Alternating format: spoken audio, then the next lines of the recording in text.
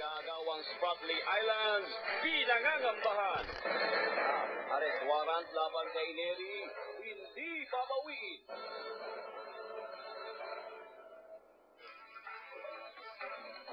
Good morning, araw po ng Lunes, 4 na sa buwan ng Pebrero taong 2008. Ako po si Daniel Razon. Ito ang Hataw Balita.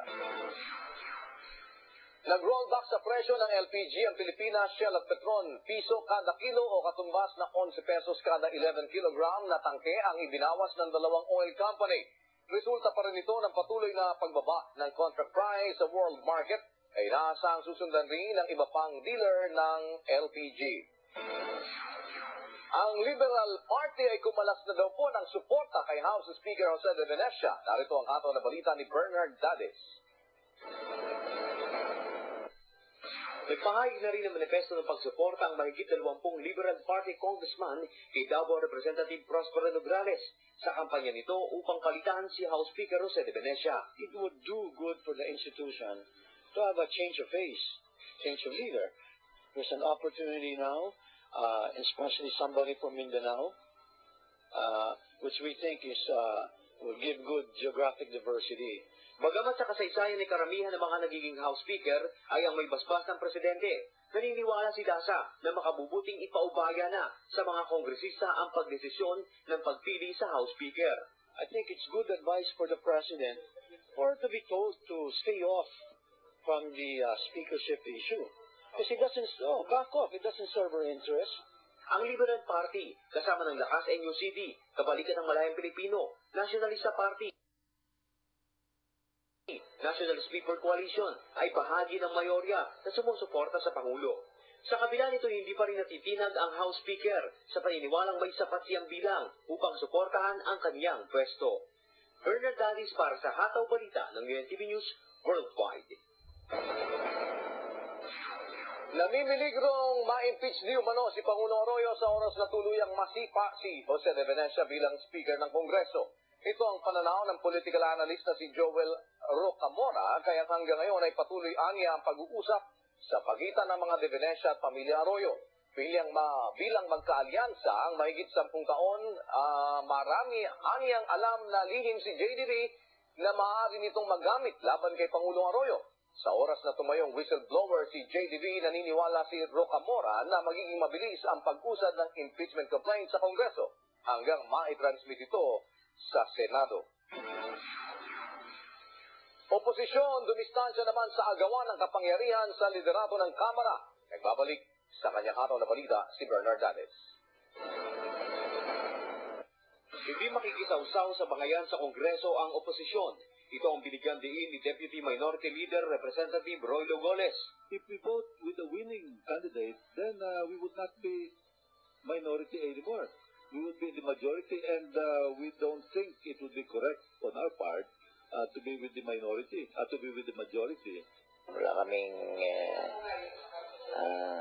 pake sa mangyayari sa dalawang paksyon ng nag-aari.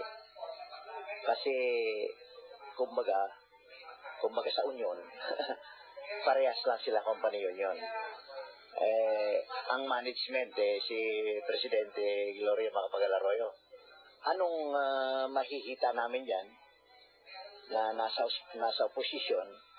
Naniniwala si Goles na malaki ang magiging epekto ng bangga ang JDB at Nograles sa mayorya, lalo na sa pamalaan. As I said, this will have a tectonic effect on the political horizon. Now and 2010 and probably beyond, because whatever we say of Speaker de Venecia, he is a political giant. Hinamon din ni Goles ang mga kapwa niya mambabatas na tapusin na ngayong Lunes ang sigalot sa Kongreso upang makatutok na sa mga nakambinbing trabaho ang mga kongresista. Bernard Dades para sa Hataw Balita ng UNTV News Worldwide. Nanindigan ng mataas na kapuluan na hindi nito babawiin ang nilabas na warrant of arrest laban kay dating NEDA Secretary at ngayon ay Chairman Romulo Neri. Hinimok rin ni Blue Ribbon Committee Chairman Alan Peter Cayetano si Neri na magsalita sa halip na magtago upang bigyang linaw ang nalalaman nito sa CTE broadband deal. Sa panig naman ni Senate President Manuel Villar, maaari lamang aniyang mapigilan ang pagpapahuli kay Neri kung maglalabas ng kautusan ng Korte Suprema o kusa itong sisipot sa Senado. May pulong ngayong alas 10 sa Palasyo ng Malacanang at alamin natin kung ano ang agenda sa hataw na balita ni Dave Tirao. Isang focus sa pagitan ng mga lider ng mga Administration Coalition Party ng mababang kapulungan ng Kongreso ang ipatatawag mamayang alas 10 ng umaga sa Malacanang upang masolusyonan ang malalang problema ng Kamara sa liderato nito. The President, in her capacity as head of the Administration Coalition in the House of Representatives, has decided to take a direct hand in resolving the brewing speakership issue. Sinangayunan ng Pangulong Arroyo naging suwestyong ito ni Majority Floor Leader Art Defensor at Deputy Speaker Simeon Dato Malong. Ang pagpapatawag ng caucus ay resulta ng pagpupulong na ginanap kahapon sa Malacanang Golf Club na dinaluhan ni na dating Pangulong Fidel Ramos, House Speaker Jose de Venecia, ilang miyembro ng gabinete at kaalyado ng Pangulo. Isa umano sa posibleng pag-usapan sa caucus ay ang pagsasagawa ng straw voting upang maayos ng sigalot sa partido at magkasundo na ang mga mambabatas sa Kongreso. I cannot predict what will happen tomorrow, but the idea is there. Everybody wants to resolve this as amicably as possible. Dave Tirao para sa Hataw Balita ng UNTV News Worldwide. Bangayan sa pagitan ng Senado at Palasyo tumitindi dahil sa patuloy na pagtatago ni dating NEDA Secretary Romulo Neri. May hataw na balita si Bert Cerudo. Parehong sinabi ni Senator Nene Pimentel Jr. na ang warrant of arrest para kay CHED Chairman Romulo Neri ay pwedeng igit kahit saang lugar sa Pilipinas. Ito ay dahil sa hindi nito pagsipot sa hearing noong nakaraang taon hinggil sa kontrobersyal na CTE broadband deal. Taliwa sa pahayag ng Palasyo that the warrant of arrest cannot be enforceable outside the Senate. Problema lang dito sa Malacanang ngayon si Gloria is not interested in upholding the rule of law. Dapat raw na lumabas na si Romulo Neri tanda ng paggalang sa Senado bilang institusyon ng pamahalaan at magsalita na para matapos na ang isyong ito. Dalawa ang tama rito Personally, nagtatamaan siya because of the inconvenience of hiding.